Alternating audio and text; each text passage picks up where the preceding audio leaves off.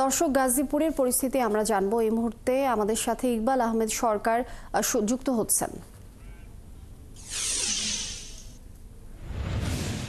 ইকবাল, আজ কি পরিস্থিতি দেখছেন এবং আজ কোন কর্মসূচি কি রয়েছে কিনা শিক্ষার্থীদের, এবং নিহতের স্বজনরা কি বলছেন এই বিষয়ে?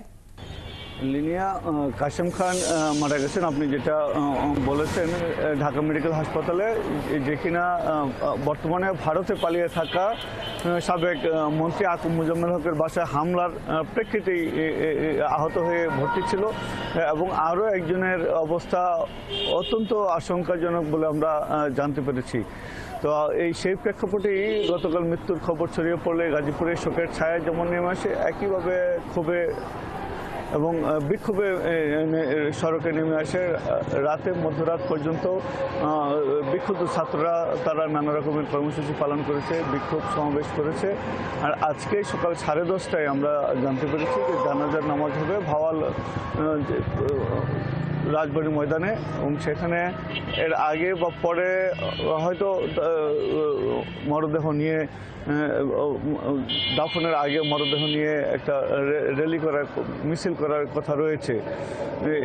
আর এরপরে তার গ্রামের বাড়ি কলমেশ্বর এলাকায়, সেখানে দাফন করা হবে। আর গ্রামের লোকজন বা ওই এলাকার লোকজন, মহল্লার লোকজন বলছেন যে এর বিচার করতে হবে, শুধু তাই না, দ্রুততম সময়ের মধ্যে তাদেরকে গ্রেপ্তার করতে হবে।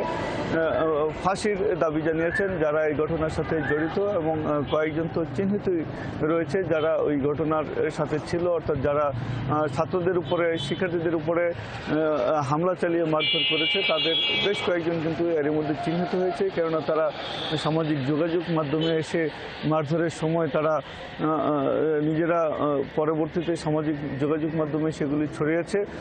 কাজে দ্রুততম সময়ের মধ্যে সেগুলি গ্রেপ্তার করতে হবে। বলছেন যে অপারেশন ডেভিল হান্ট যেটা চলছে, সেই ডেভিল হান্টে যে কাঙ্ক্ষিত যারা রয়েছেন, অর্থাৎ যাদেরকে গ্রেপ্তারের মূল দাবি রয়েছে, তারা এখনো পর্যন্ত গ্রেপ্তার হচ্ছেন না।